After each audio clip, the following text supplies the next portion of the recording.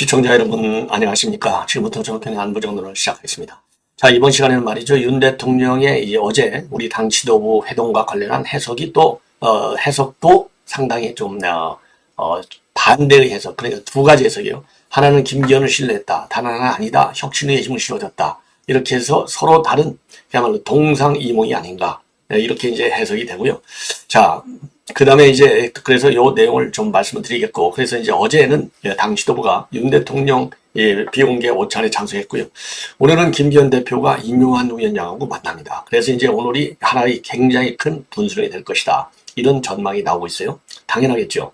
근데 제가 보기에는 이제 오늘부로 뭐 누가 어떤 그 메시지를 전달했든 간에 적정한 선에서 이제 이 봉합이 되는 국면으로 가지 않을까 하는 생각이 들고요. 왜냐하면요, 제일 민감한 것이 지금 이제 험지 출마론인데 당 지도부에서는 이거를 의안으로 정식 회의에 안건을 올리질 않았어요. 자, 그렇다고 한다면 적정한 수준에서 이거를 다시 안건으로 올리는 안을 보면 이게 만약에 안건으로 올라왔다. 그러면 이제 윤 대통령이 인용한 혁신의 힘을 실어주는 것이고, 이게 이제 안건으로 올라오지 않으면 이제 윤 대통령이 결국은 이 김기현 현 대표에게 힘을 실어준 것이 아니냐, 이게 결정적 근거가 되지 않을까, 이런 판단이 들고요. 그 다음에 이제 핵심 요직들에 대한 후임 인선 얘기가 계속해서 나오고 있는데, 그 중에 이제 하나 눈여겨볼 대목이 바로 방통위원장입니다. 여러 차례 걸쳐서 저도 여러분께 말씀드렸지만 김홍일 현 권익위원장이 내정이고 곧 오늘 중으로 이제 발표한다, 이렇게 되어 있습니다. 자, 그래서 김홍일 위원장과 관련해서 지금 이제 여러 가지 비하인드 스토리들이 나오고 있어요. 아주 그냥 아주 입지전적인 인물입니다. 예. 그래서 이 김홍일 현 위원장, 그리고 이제 방통위원장 이제 이 후보자가 될 수도 있겠죠.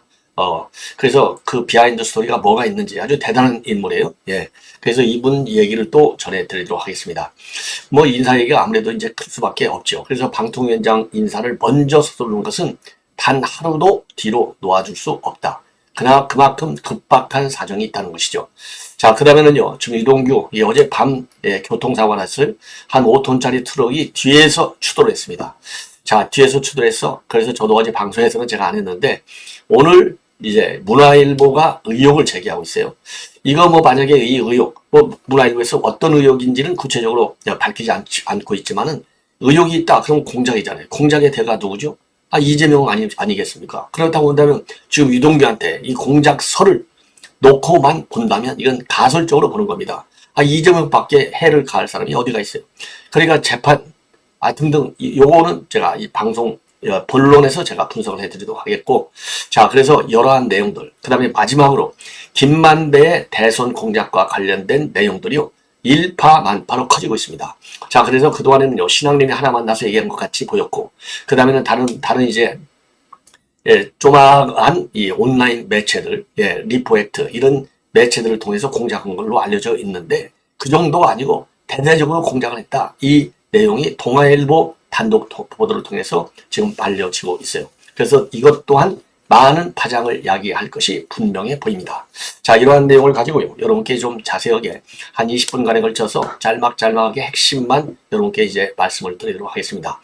자, 먼저 말이죠. 맨 먼저 말씀을 드리고 싶은 것은 바로 이제 어제 있었던 이 비공개 회동을 두고요, 지금 이제 이 정치권에서 지금 이제 인고에 해당되고 있는데, 일각에서는 이 김기현 대표한테 힘을 실어줬다, 이렇게 입장을 밝히고 있고, 다른 한쪽에서는 아니야, 이거 강승규 수석이 한 얘기 보라고 혁신위에다가 힘을 실어준 것이야, 이런 지금 충돌적 해석이 나오고 있어요. 자, 그래서 저도 말씀을 드렸지 않습니까? 어제 심야 방송에서도 말씀을 드렸는데, 강승규 수석이 엊그제까지만 해도 수석하다 나왔기 때문에 어느 누구나도 윤 대통령의 생각을 잘 아는 사람이 아니냐. 근데 이제 강승규 수석이 이 방송에 나와서 뭐라고 했느냐. 윤 대통령이 혁신의 성공을 바란다. 이거야 누구든 혁신의 성공을 바라겠죠. 그리고 혁신의 주장이 국민들 목소리에 더 가까이 와 있다고 보는 게 상식적이다. 요 두 마디가 강승규 수석의 핵심 워딩이 되겠습니다. 그러니까 혁신의 목소리가 국민 생각이나 똑같아. 이게 이제 말이 상식적이라고 하지만, 그럼 여기에 나와서 윤 대통령의 생각이야, 이렇게 할 수는 없잖아요. 그러니까 혁신의 주장이 국민들 목소리에 가까이 와 있어, 이 얘기가 상식적이다라는 얘기는 대통령도 그렇게 생각하고 있으나 똑같아요. 왜? 대통령이 혁신의 성공을 받는 데 되어 있잖아요. 그 다음에는 지금 이제 그 인용한 위원장이 오는 데는 이 김한길 영향이 제일 컸다, 이렇게 되어 있잖아요. 그러면 김한길은 누구냐? 윤 대통령이 최고 신임을 받는 인물. 지금 현 정치권에서 최고의 신임의 인물 넘버원이 김한길이잖아요. 그러니까 김한길이라고 추천했다. 배후에 있다. 이런 얘기들. 이건 뭐 사실이라고 저는 봅니다. 그 다음에 강승규 수석이 대통령의 이러한 생각을 전한 거. 그러면 제일 측근인 강승규와 김한길이가 지금 대신 인용한한테 힘을 실어준 거나 마찬가지로. 그러면 뒤에 이 사람들도 굉장히 신중한 사람들인데 윤 대통령의 어떤 그 생각의 구조를 모르고서야 이런 얘기를 감히 던질 수 있겠느냐. 이 연장선상에서 어제 회동이 이루어졌다. 그렇다고 본다면 어제 회동도 제가 보기에는 저는 인용환 위원장에게 힘을 실어주기 위한 차원의 이 회동이 더 성격이 더 강하다. 자, 그렇게 봅니다. 그래서 대통령실에서는 이거는 뭐 그냥 지도부가 바뀌었기 때문에 상견례를 신임 수석들하고 이 상견례를 겸한 자리야. 그래서 이 정치적인 해석을 좀 조금 이 거리를 두고 있고, 그리고 이제 대통령이 이 김기현 지도부한테 좀 더 잘하라 이런 메시지를 준 것이라. 그리고 갈등 상황을 잘 해결하라. 이건 그런 갈등 상황이 뭡니까? 당에서 안 받아들여서 갈등이 나온 거잖아요. 그러니까 당에서 인용한 혁신의 안을 안 받아들여서 갈등이 된 거잖아요.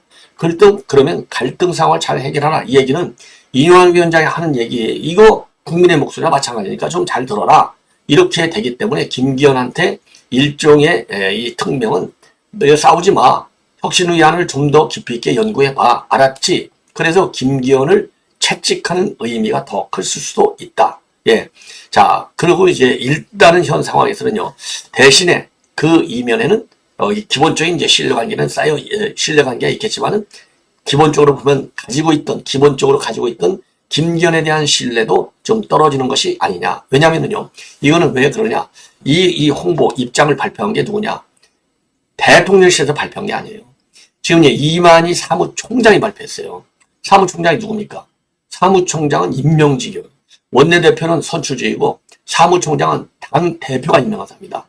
당대표가 임명한 사람이 브리핑을 했어요. 그리고 더 중요한 것은 당대표가 임명한 사람이 회동사진 7장이나 공개를 했습니다. 자, 이거 하려면 대통령실에서 공개하죠. 그만큼 방어적으로 지금 나오고 있는 거예요. 사무총장이 이렇게 전면에 나섰다는 얘기는 김기현 체제를 디펜드 하겠다는 거지 않습니까? 방어하겠다. 그러니까 사진을 7장이나 냈다는 거예요. 사진을 7장이나 냈다는 것은 그만큼 우리 윤 대통령의 김기현 대표에 대한 신뢰가 이 정도가 돼.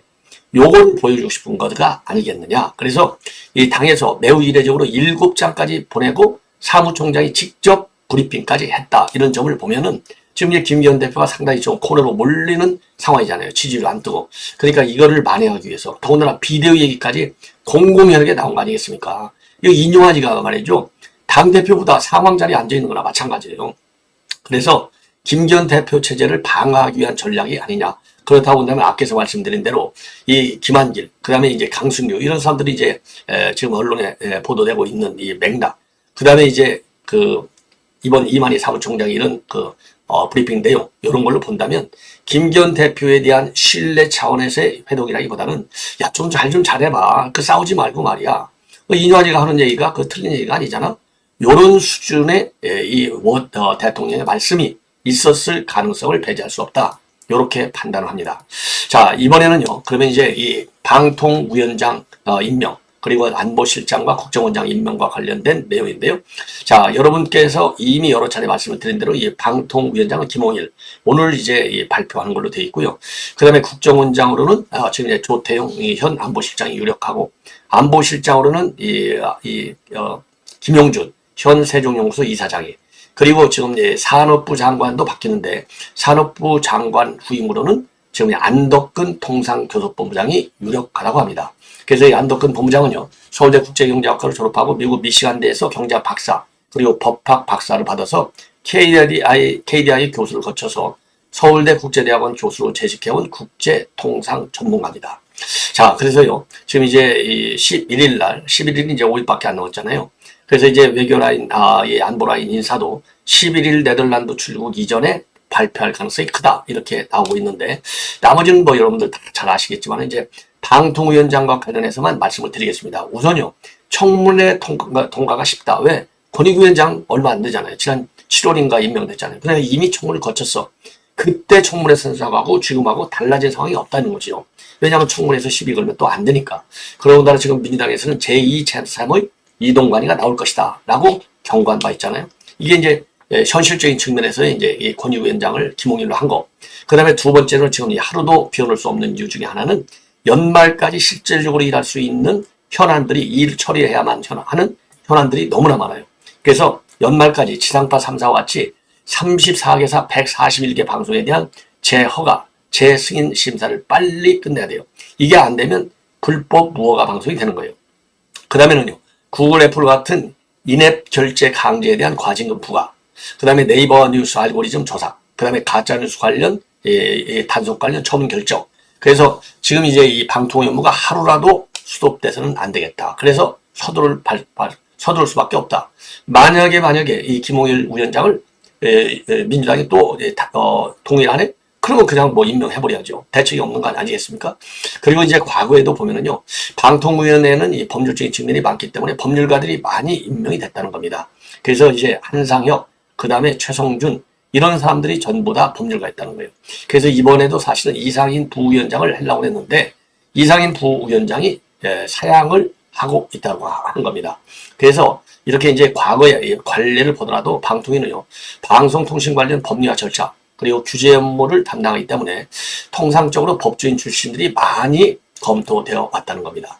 자, 그렇다고 본다면 말이죠. 왜 그러면 또 이 김홍일 지금 이제 신임 방통위원장 후보 윤 대통령의 관계는 밀접한 관계죠. 2011년대 중수이익 과정이었던 윤 대통령의 직속 상관이 바로 김홍일 방통위원장 후보. 예. 그래서 신뢰도 두텁고 또 이 김홍일 위원장이 굉장한 추진력도 가지고 있다. 이런 점이 장점으로 지금 되어 있고요. 그리고 법조계에서는 입지적인 인물로 아주 잘 알려져 있다는 겁니다. 그래서 56년도에 충남 예산에서 이남 이녀 중 맏아들로 태어났는데요. 어머니를 초등학교 5학년 때 여이고, 그리고 아버지는 고등학교 2학년 때 여였다는 거예요. 그래서 18살에 가장이 됐는데, 이 어떻게 해서 컸느냐? 그러니까 이제 새 동생, 이게 맏아들이니까요. 새 동생을 키웠어요. 그러면서 죄송합니다. 그러면서 이제 과거에 이제 언론 인터뷰 내용에서 밝힌 내용을 보면은 새 동생을 제가 맡았는데 그때는 왜 그렇게 추웠는지도 모르겠다. 동지 섣달 대밭을 울리며 불어대는 찬바람을 견디면서 살았다. 이 정도로 굉장히 어렵게 살았다는 겁니다. 그리고 72년대 예상고를 졸업했는데 동생들을 키우다 보니까 학비가 없어서 어려워가지고 75년에서야 장학생으로 충남대 법대에 입학했다는 겁니다. 자, 그래서 말이죠. 그야말로 이 어려운 환경에서 공부해서 성공해서 지금 이렇게까지 이제 올라온 거. 저는 뭐 이런 분들 굉장히 높이 평가하고 싶어요. 저도 뭐 이 김홍일 위원장을 조금은 아는데, 그래서 이제 사법시험, 연수원 15기로 검찰에 들어서 강력특수통. 그래서 이제 이명박 전 대통령 2017년도죠.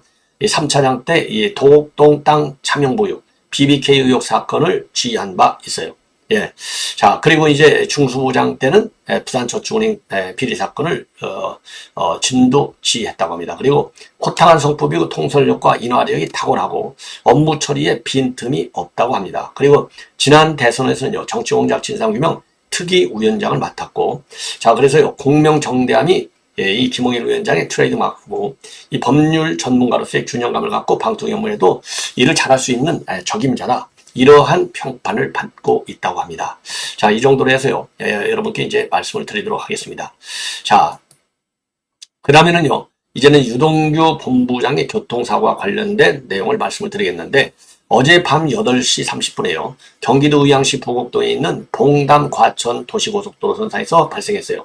이 봉담 방향이죠. 왜냐하면 화성에 사니까 봉담 방향으로 달리다가 사고가 났는데, 이 유동규 본부장의 개인 승용차였고, 운전은 유동규 본부장이 한 게 아니라 대리기사가 했어요. 그래서 5톤짜리 이제 화물차가 뒤에서 받았는데, 다행스럽게 생명에는 지장이 없다. 그리고 두통과 허리 통증이 있어서 인근 병원에서 CT 촬영까지 했다고 합니다. 그리고 어제 CT 촬영을 마치고서 이제 집으로 귀가를 했어요. 그리고 이제 어떤 정도로 이제 사고가 크게 났느냐? 뒤에서 뭐 5톤짜리 추럭이 밀어버리니까 승용차가 날아가죠. 튀어나가죠. 그래서 180도 회전한 후에 중앙분리대하고 충돌했는데 다행히 맞은편에서 오는 차량이 없어갖고 후속 추돌이 없이 그냥 무사하게 끝나게 된 겁니다. 자, 이러한 내용은요, 좀 유재일 TV가 이제 유동규 본부장하고 대장동 관련 그 인터뷰를 진행하고 있잖아요. 거기에 이제 이 커뮤니티를 통해서 알려지고 있어요.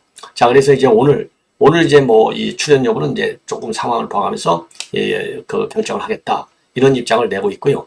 자, 그리고 이제 의왕경찰서 관계자가 오늘이죠. 6일이니까 지금 조금 전에 발표한 내용을 보면은 월남 IC 부근에서 윤 부장이 탄 차량과 화물차가 차선을 변경하는 과정에서 부딪혀서 사고가 났다. 대리기사에 대해서는 1차 조사를 마쳤고 필요한 경우 추가 조사를 진행할 예정이다. 이렇게 지금 알려지고 있어요. 자, 그래서 말이죠. 요 내용과 관련된 문화일보 기사 내용을 기사에는요. 대장동 의혹 증인 유동규 교통사고 딱 해서 이게 이제 대대적으로 지금 보도가 자세히 나오고 있습니다. 자, 그래서요. 의혹의 교통사고다. 의혹의 교통사고다. 이러한 지금 문제 제기를 하고 있어요. 자, 그래서 이 의혹은 이제 그러니까 이 관계자가 얘기한 대로 정말 순수하게 차선 변경에서만 일어난 사고인지 아는 공작적 배경이 있는지 철저하게 추적을 해야 될 것이 아닌가 이렇게 생각이 듭니다. 자, 이번에는 이제 마지막으로 한 꼭지만 더 말씀을 드리면 김만배가 입을 안 열는 인간들이 지금 현재 정진상, 김용, 좌청리 500고 그 다음에 대장동 일당들 중에서는 유일하게 지금 김만배가 되는 겁니다. 그래서 김만배도 유동규하고 이제 자주 부딪히잖아요. 유동규가 항상 이게 돼 있어요. 이번에 재판에서 말이죠. 김용 재판이 그만큼 굉장히 중요한 겁니다. 자, 그래서 지금 이제 최근에 새롭게 밝혀진 이재명의 의혹은 바로 뭐냐? 대선 공작 아니겠습니까? 대선 공작의 핵심은 뭐냐? 2021년도 9월부터 이거 이재명이가 대장동 사건을 일으켰네. 부패 카르텔. 이렇게 되니까 아니야. 그 대장동의 사건의 원본은 뭐냐? 이재명이가 아니야. 윤석열 당시 중수이과장의 수사 무마에서부터 시작된 거야. 이렇게 프레임을 바꾸는 거예요. 프레임을 바꾸는 제1선에서 언론을 통한 프레임 전환을 누가 담당했느냐? 김만배가 담당을 했어요. 그래서 요거를 가지고 지금 통화일보의 단독 보도 이후에 언론의 회자가 되고 있습니다. 그러니까 윤석열 당시 중수이과장이 커피를 사줘서 조영 수사를 봐줘서 대장동 사건 수사가 안 됐다. 이거 아니겠습니까? 예. 자, 그런데 지금 동아일보의 단독 보도 내용을 보면요. 그 당시 2021년도 9월 15일 당일날, 그러니까 신앙님하고 인터뷰한 날, 미국에 도망가 있던 남욱한테 6번이나 전화를 했다는 겁니다. 6번. 예, 6번 전화한 거 뻔한 거 아니에요? 그래서 이제 김만배가 얘기를 뭐라고 했느냐. 윤 대통령이 2021년도 부산저축은행 사건의 주임검사 시절 대장동 대출 브로커 조우영에게 커피를 타주면서 수사를 무마했다. 이러한 거짓 얘기를 해 준 거예요. 자, 그러면서 그 통화 인터뷰 내용까지 남욱 변호사한테 전화해서 설명을 하면서 대장동 의혹이 이재명과 관련 없다는 여론을 형성하고 국민의힘 쪽으로 화살을 돌릴 것이다. 이런 식으로 여론을 끌고 갈 것이다. 라고 얘기를 했다는 겁니다. 그러니까 처음부터 공작 기획을 한 것이 여기에서도 드러나는 겁니다. 그리고 또 하나 사례는 김만배가요. 9월 15일 날 집중적으로 공작을 시작한 거예요. 그러니까 이 배성준 기자잖아요. 천하동인 7호 소유주.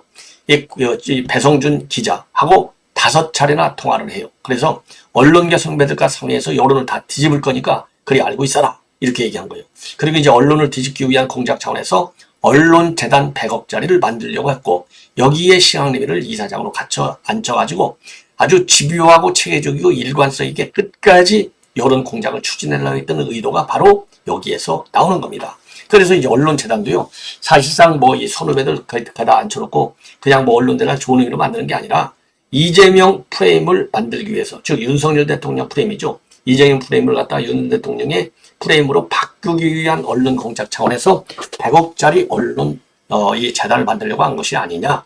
그리고 또 하나 세 번째 문제는 뭐냐. 책값으로 1억 6,500만 원 줬다. 이렇게 돼 있는데 이게 책값이 아니고 활동비로 지금 이 검찰에서는 판단을 하고 있다는 겁니다. 당연하겠죠. 예. 자, 그래서 지금 이제 일파만파로 커지고 있고요. 그러면 천화동인 7호에 이 전화를 5번이나 거는 이 배성준 기자는 누구냐? 이제 YTN 출신으로 돼 있는데요. 1,000만 원을 투자해가지고 무려 얼마를 벌었느냐? 1,000만 원을 투자해서요. 121억 원의 배당금을 받은 인간이 바로 배성준이 되겠습니다.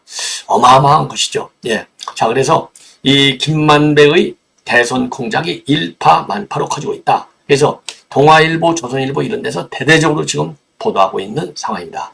요 내용도 추가적으로요. 앞으로도 계속해서 중요한 현안이 될 수밖에 없기 때문에 우리 시청자 여러분들께서요. 신앙림이라는 뉴스타파 이 전문위원, 그 다음에 이제 이 남옥, 미국에 있던, 그 다음에는 지금 이제 배성준 YTN 기자, 이런 사람들 실명을 잘 기억해 주시면은 저의 방송, 그리고 다른 이 언론 매체의 기사를 해석하는데 도움이 많이 된다. 그래서 캐면 캘수록 고구마 덕분까지 대선 공작의 뿌리가 깊고, 고구마 덕분이 얼마나 많아요. 많은 갈래가 지금 퍼져 있다. 이렇게 결론을 낼 수 있습니다. 시청자 여러분, 이것으로 본 방송을 마치겠습니다. 대단히 고맙습니다.